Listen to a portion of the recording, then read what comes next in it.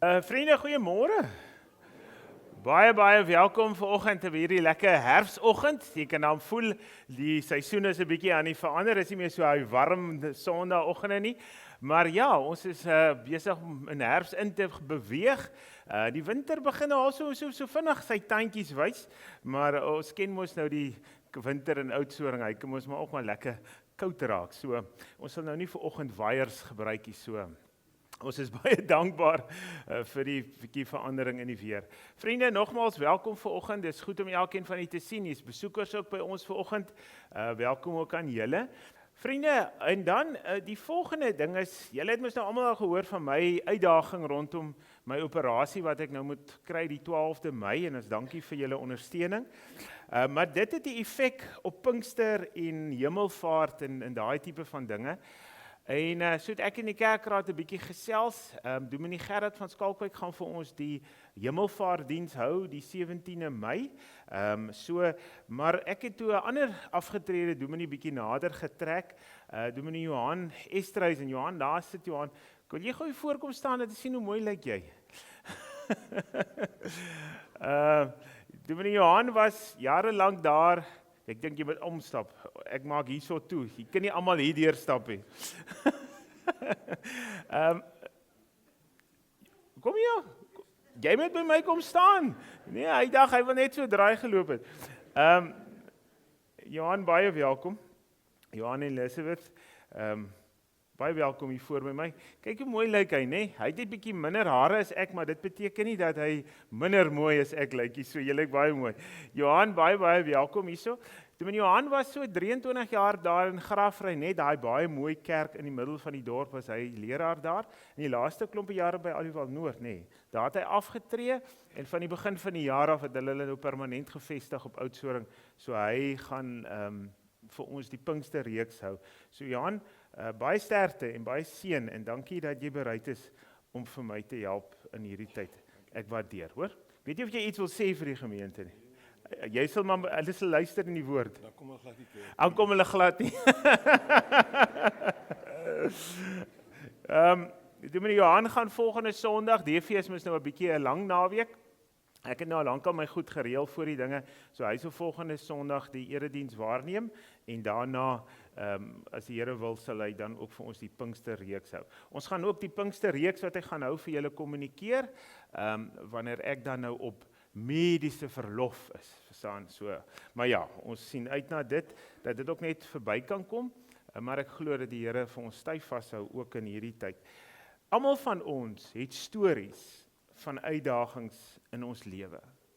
En die manier hoe ons daai stories hanteer, daai uitdagings hanteer, vertel van ons geloof in die Here Jesus Christus. Interessant, ek luister wat is die Afrikaans vir 'n podcast? 'n potgooi. Potgooi, ja, okay. Ja, dankie, baie dankie. Maar ek luister 'n ding van Stefan Joubert wat hy praat oor hierdie hele goed in die wêreld wat aan die gebeur is en al die dinge. En toe sê hy 'n baie waar ding. Toe sê hy, as jy die Nuwe Testament gaan lees, dan praat hulle maar so 7-8 keer van Jesus die verlosser.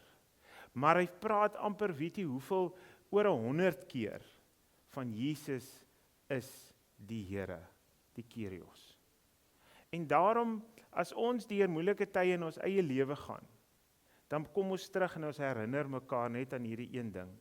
Jesus is die Here. Hy's by jou, hy help jou, hy tel vir jou op, hy dra vir jou. So kom ons hou daaraan vas want hy is die opgestaande Here. Dis wat ons ook weer vanoggend gaan bely as ons ook saam gaan lees. Vriende, ons is in Paastyd. Dis hierdie tussenin tyd voordat die Here Jesus opgevaar het en dat ons Pinkster vier. En dis die tyd wat hy op aarde rondbeweeg het en aan mense verskyn het, aan sy disippels verskyn het. Interessant, dit is nogal 'n redelike tydjie wat hy op aarde was nog. Maar die optekening daarvan en die opskryf daarvan is baie min. Jy kan die 4 evangelies gaan lees, daar is nie baie verwysings daarna nie. Maar wat wel verseker is dat die Here Jesus opgestaan het en dat hy leef. Dit is ons Belydenis wat ons as gemeente doen, as gelowiges oor die wêreld heen, dat die Here Jesus lewe. En dis ons hoop. Vriende, ek wil vir jou uitnooi vanoggend opnuut daardie belofte, daardie belydenis te kom maak teenoor die Here wat opgestaan het.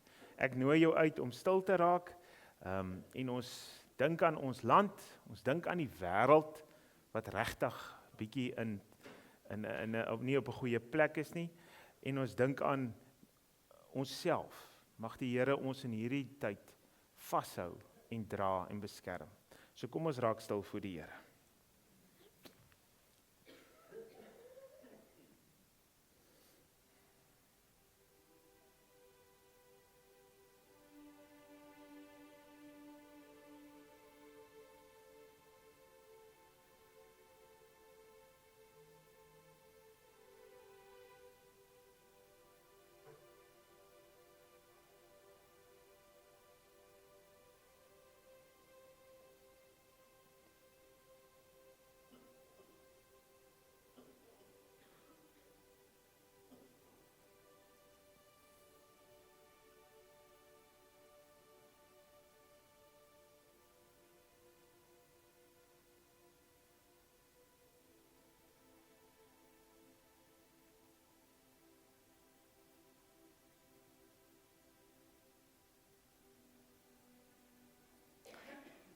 Here Jesus, as ons daar in Openbaring lees, waar die engele voor U buig en hulle met die woorde kom van heilig, heilig, heilig, heilig is die God almagtig.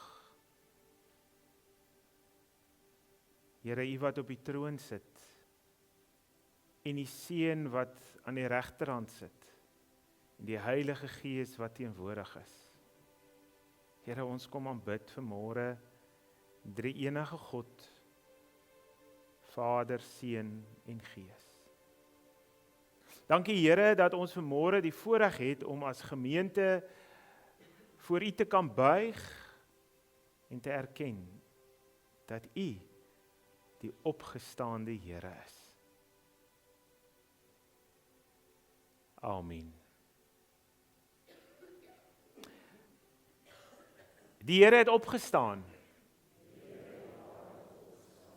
Die Here het opgestaan. Die Here het opgestaan.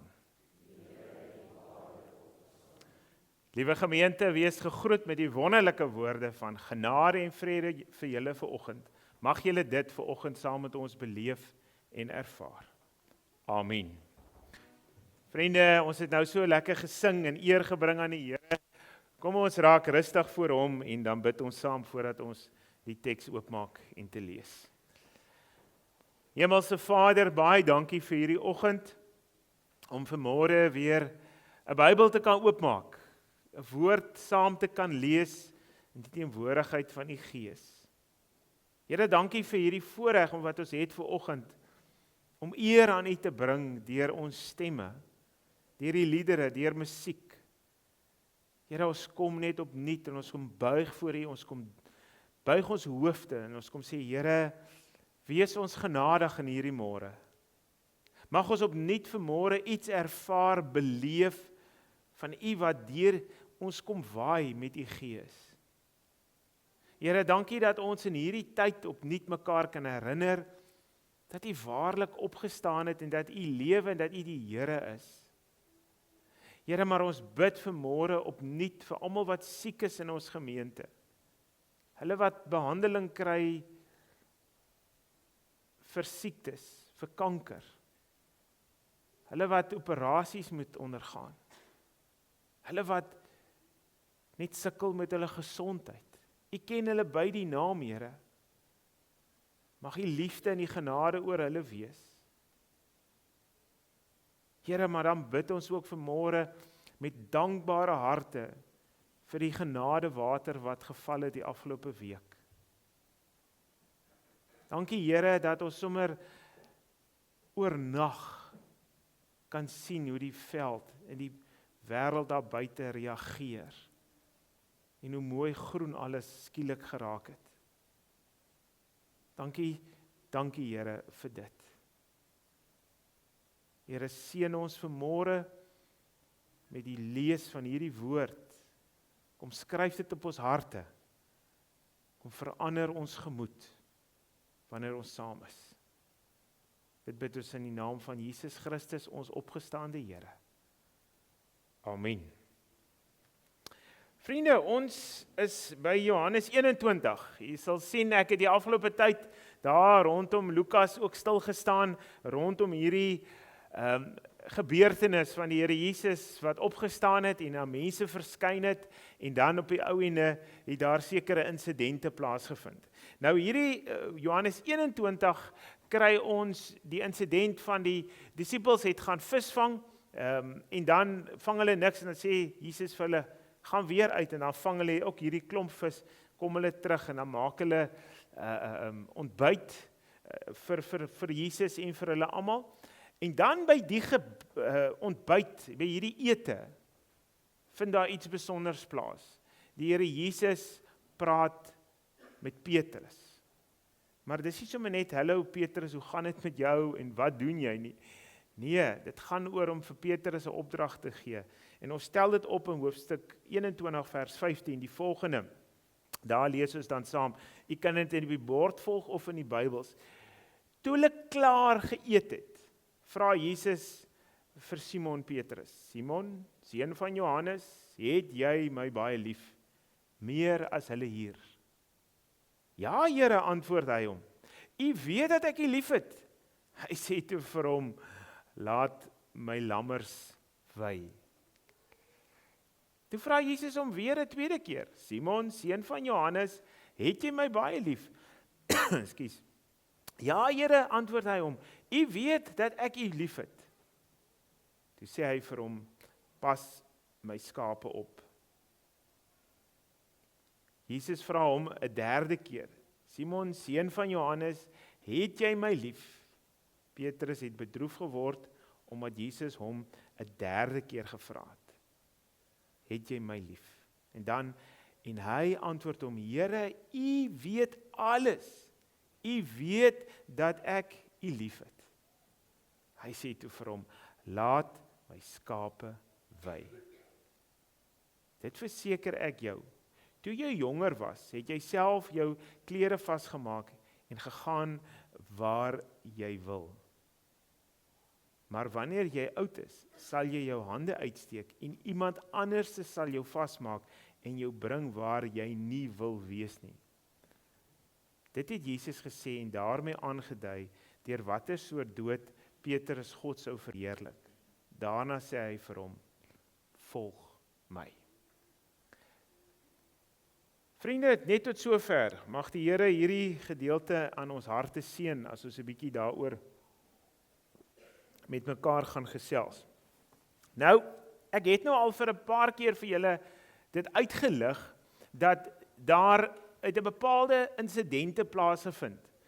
Ons kan nou terug onthou, Paas Sondagoggend, die vrouens wat na die graf gegaan het, en die graf leeg gekry het, en dan het Jesus aan hulle verskyn, en later het Jesus, toe hulle bymekaar was, aan hulle verskyn. Dit is wat ons lees, en daar in Lukas 24 lees ons ook van die Emmausgangers, wat in die aand teruggestap het, en dan Jesus saam met hulle gestap. En nou kry ons hierdie insident in Johannes 21, waar Jesus ook weer aan die disippels verskyn. Maar dan vind daar hierdie gesprek plaas tussen Jesus en Petrus. Nou moet ons net so vir 'n oomblik net daar stil staan, want daar was 'n olifant in die vertrek. Nou ons almal ken die uitdrukking 'n olifant in die vertrek. Dit is iets groots wat gebeur het tussen mense, maar niemand wil daaroor praat nie. Jy bly dit soos jy weet jy moet daaroor praat, maar jy wil nie nou daaroor praat nie. Of jy soek na die regte geleentheid, maar nou is dit hier. Dis die olifant in die vertrek. Die olifant in die vertrek is, die Here Jesus praat met sy disippels. Hy maak kontak met sy disippels. Hy wys vir hulle wie hy is en wat hy doen, wat hy gedoen het, dat hy opgestaan het. Hy wys sy hande en sy voete vir hulle. Maar hy praat nie oor wat Petrus aan hom gedoen het nie. As jy nou 'n bietjie terugblaai in die Bybel, dan lees jy die aand wat die Here Jesus daar by Getsemane in gevangenis geneem is deur die soldate en hy verhoor is en hulle almal uitmekaar uitgespat is en dan laat daai nag, vroeg eintlik die volgende oggend, het mense sê, maar Petrus, jy was ook mos deel van dit. Jy was ook deel van daardie binnekring. En hy sê, nee, ek ken nie die man nie. Ek weet nie waarvan julle praat nie. En by die avondsmaal het die Here Jesus vir hom gesê, jy gaan my 3 keer verloon voordat die haan kraai. En daar gebeur het. Petrus verloon die Here Jesus. Hy sê hy ken hom glad nie. En hierdie olifant in die vertrek word nie aangespreek nie. Nou wil ek gou hê, julle moet vir 'n oomblik gou bietjie jouself indink in die skoene van broer Petrus. Wat dink jy moes deur sy gedagtes gegaan het toe hy die Here Jesus vir die eerste keer ontmoet na sy opstanding?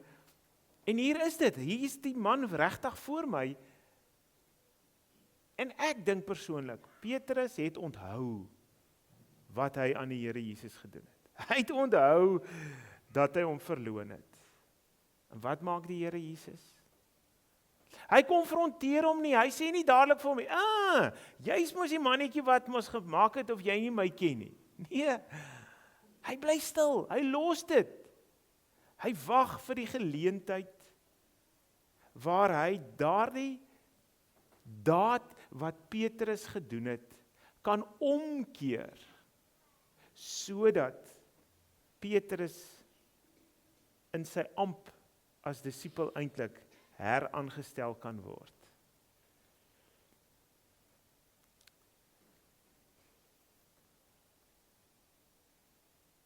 Ek dink hier's nou, wag, ek gaan maar terug gaan.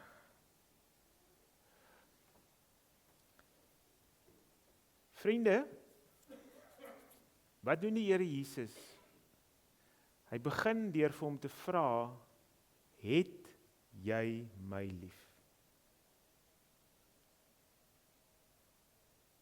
Het jy my lief? En dan is Petrus baie maklik en gou om te sê, ja Here, U weet dit mos, ek het U lief. En dan kom die Here vir 'n tweede keer. Het jy my lief? En dan antwoord hy weer, ja Here, ek het werklik U lief. En dan kom die intensiteit van hierdie opdrag. Die derde keer toe die Here hom vra. Toe bars hy uit in trane. Toe breek Petrus eintlik voor die Here. Hoekom breek hy? Omdat hy besef. Hy besef dat die Here Jesus het vir hom heraangestel. Hy daai 3 keer se verloning wat hy ervaar het, wat hy gedoen het, kom omdraai en vir hom te sê, jy is vergewe. Jy kan nou my skape, my lammers oppas en hulle laat wei. Vriende, dit laat my by die vraag uitkom, wat maak ek en jy in die tyd vandag wat ons die Here ook teleurstel? Wat ons ook eintlik hom verloon? Wat ons in situasies onsself bevind waar ons stil bly, waar ons eintlik moet praat, en waar ons praat, waar ons eintlik moet stil bly. Dan voel ons soos 'n hond. Jy voel skuldig. Jy voel, maar wat nou? Hoe nou? Hierdie gedeelte in die Bybel laat my net opnuut weer besef. God se liefde vir my en jou hang nie af van hoe is ons liefde vir hom nie. Luister mooi. Dit gaan nie oor hoe lief is ek en jy vir die Here nie. Dit gaan oor hoe lief is hy vir jou. En hoe deur wat hy sal gaan om vir jou nader te trek en weer op te tel. Want hier het Petrus, eintlik kon Jesus vir hom gesê, maar Petrus, jy moet maar buite gaan staan, want jy is nie meer deel hiervan nie. Nee, Jesus was vir hom te lief. En Jesus het hom nader getrek. Die olifant in die vertrek. Wanneer ek en jy deur krisisse gaan, deur uitdagings in ons lewe, dan gaan lees ons Johannes 21. Dan gaan onthou ons opnuut wat het die Here Jesus vir Petrus gesê. En dan wat wonderlik is dan, hy begin eers te sê, laat my lammers wei. En dan laat my skape, pas my skape op. En dan laat my skape wei. Daai 3 opdragte is eintlik 3 pastorale opdragte wat Petrus kry om die koninkryk van God te laat kom en te laat gebeur. 'n Herder ken sy skape. In die Bybelse tyd het die herders by hulle skape geslaap, hy het gesorg vir sy skape, dat daar genoeg water, genoeg kos en alles is. Petrus word as te ware uit die modder opgetel en sê, kom kyk na my skape, kom sorg vir my skape. Vriende, moenie toelaat dat 'n optrede, 'n daad, 'n gebeurtenis die olifant in die vertrek raak nie. Praat dit uit. Gaan sit voor die Here. Gaan buig jou kop. Sê, Here, ek is jammer. Maar dankie dat ek weet, U het vir my meer lief as dit wat gebeur het. En kyk na die kruis, wat hy ons opnuut herinner. Die prys is betaal. Die graf is leeg. En ek wil hê jy moet leef.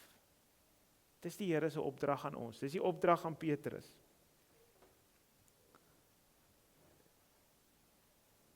Kom ons gaan hierdie week in en ons laat die lammers wei. Die skape pas ons op en laat die skape ook wei. Kom ons gaan versorg mekaar in die koninkryk van die Here. Dis ons opdrag, nie net vir Petrus nie, maar ook vir ons. Amen. Kom ons raak stil voor die Here.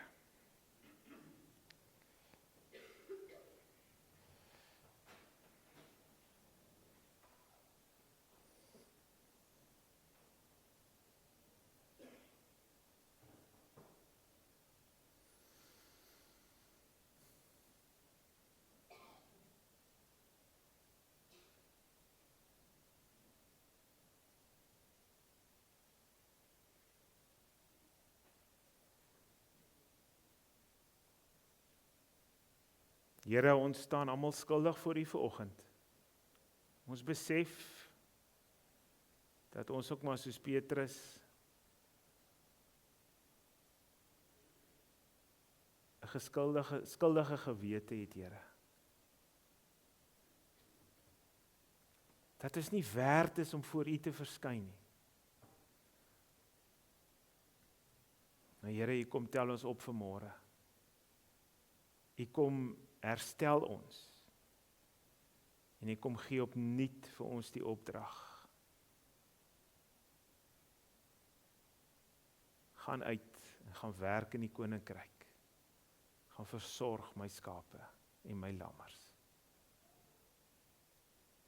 Amen. Vriende, daar is heerlike koffie en tee en koekies. Na die tyd, die kinders kan na hulle klassies toe gaan. Die kinders het nou daarom so 2 Sondae wat hierdie lang naweke wat nou voor lê, met kort wieke soos hulle self sê, tussen 'n kort weekies tussenin. Maar mag almal ook hierdie lang naweke geniet wat voor lê. Kom ons sluit af. Ons sluit af met 334. God is liefde, juig ons harte en bedink wat liefde doen.